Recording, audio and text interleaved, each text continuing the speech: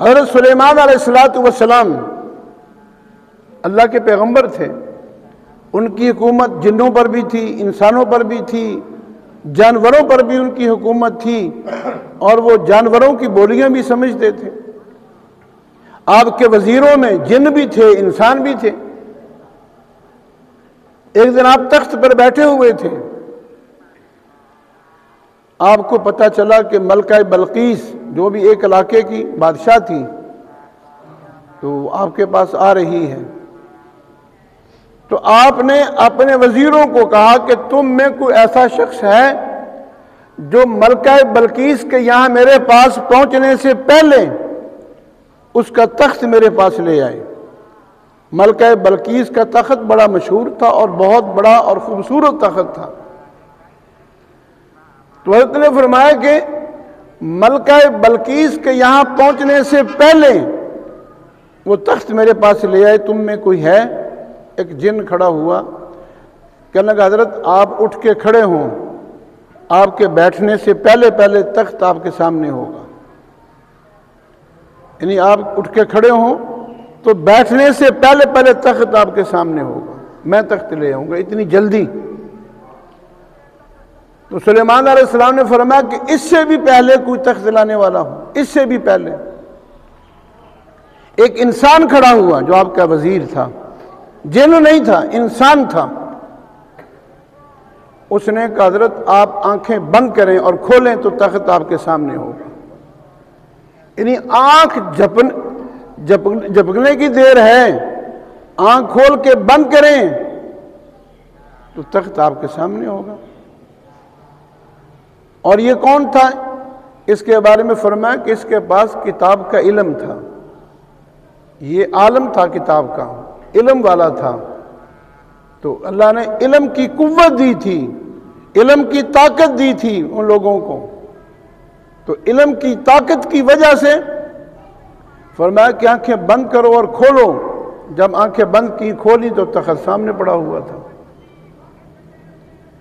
جب آدمی کے اندر علم ہو، علم کے بعد عمل بھی ہو، عمل کے بعد اخلاص بھی ہو، خالی علم نہیں، عمل بھی ہو، علم بھی ہو اور عمل بھی ہو اور اخلاص بھی ہو، اللہ کی رضا مقصود ہو۔ جب کسی آدمی میں یہ تینوں چیزیں جمع ہوتی ہیں تو وہ آدمی سونا، چاندی اور ہیروں سے بھی زیادہ قیمتی بن جاتا ہے۔ اس کے اندر ایمان کی قوت آتی ہے، ایمان کی طاقت آتی ہے۔ اور یہی چیز صحابہ اکرام کے اندر بھی تھی۔ اب دیکھیں عمر فاروق رضی اللہ تعالیٰ عنہ منبر پر کھڑے ہیں، ہزاروں میل دور آپ نے ساریہ کو دیکھا۔ حضرت ساریہ مسلمانوں کی فوج کے ایک جرنیل تھے، جنگ ہو رہی تھی اور پہاڑ کے پیچھے سے دشمن حملہ کرنے والا تھا، ان کو نہیں پتا تھا۔ عمر فاروق رضی اللہ تعالیٰ عنہ نے جمعے کا خطبہ پڑھتے ہوئے دیکھ لیا، اللہ نے دکھا دیا۔ 3 بار آپ نے فرمایا یا ساریۃ الجبل، یا ساریۃ الجبل، یا ساریۃ الجبل، اے ساریہ پہاڑ کی طرف دیکھ۔ جب ان کے کانوں میں عمر فاروق کی آواز پڑی، دیکھا پیچھے تو دشمن حملہ کرنے والا تھا۔ یہ ہوا کے ذریعے اللہ نے آپ کی آواز وہاں ہزاروں میل پہنچائی۔ یہ ایمان کی قوت تھی، ایمان کی طاقت تھی۔ یہی عمر فاروق رضی اللہ تعالیٰ عنہ دریائے نیل کے نام خط لکھتے ہیں، دریا چل پڑتا ہے۔ آج ساری دنیا کے دریا خشک ہوتے ہیں، لیکن دریا نیل اس کے بعد آج تک خشک نہیں ہوا۔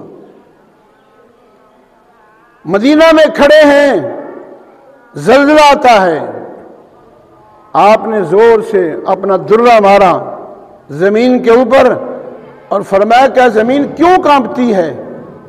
کیا عمر نے تیرے اوپر انصاف نہیں کیا؟ زمین وہیں ٹھہر گئی۔ ابھی چند دن پہلے ترکی میں کتنا بڑا زلزلہ آیا، شام میں زلزلہ آیا، ہزاروں مکانات، ہزاروں لوگ لکماجل بن گئے مدینہ منورہ میں، اس کے بعد آج تک زلزلہ نہیں آیا۔ یہ ہر چیز ان کا حکم مان رہی ہے۔ یہ ایمان کی قوت تھی، ایمان کی طاقت تھی۔ گھوڑوں سمیت دریا کے پانی کے اوپر گھوڑے دوڑا دیتے تھے تو ان کے گھوڑوں کے قدم بھی گیلے نہیں ہوتے تھے، پاؤں بھی گیلے نہیں ہوتے تھے۔ یہ ایمان کی قوت تھی، ایمان کی طاقت تھی۔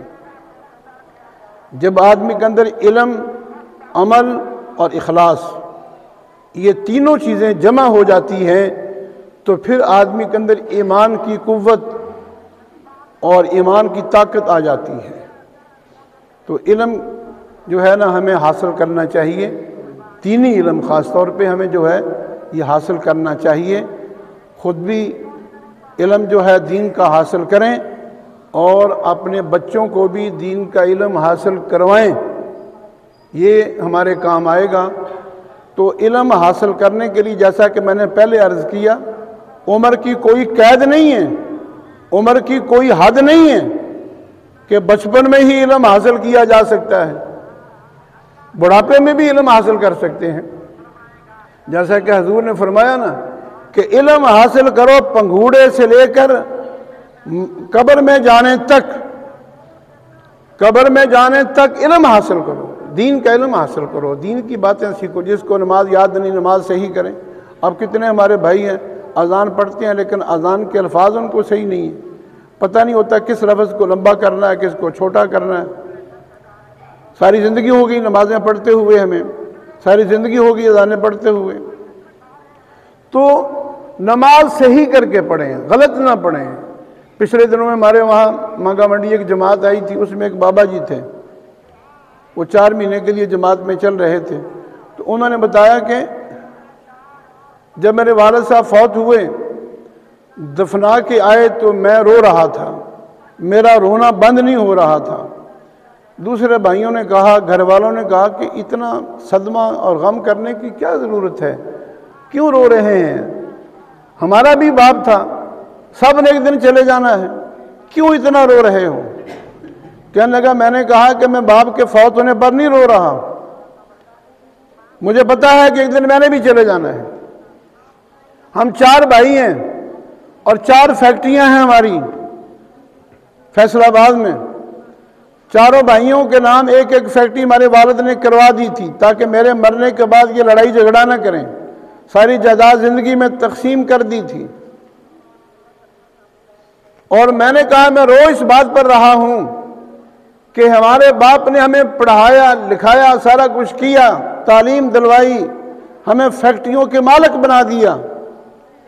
آج میں جنازہ پڑھ کے آیا ہوں تو مجھے جنازے کی دعا نہیں آتی، میں ہاتھ باندھ کے کھڑا رہا ہوں۔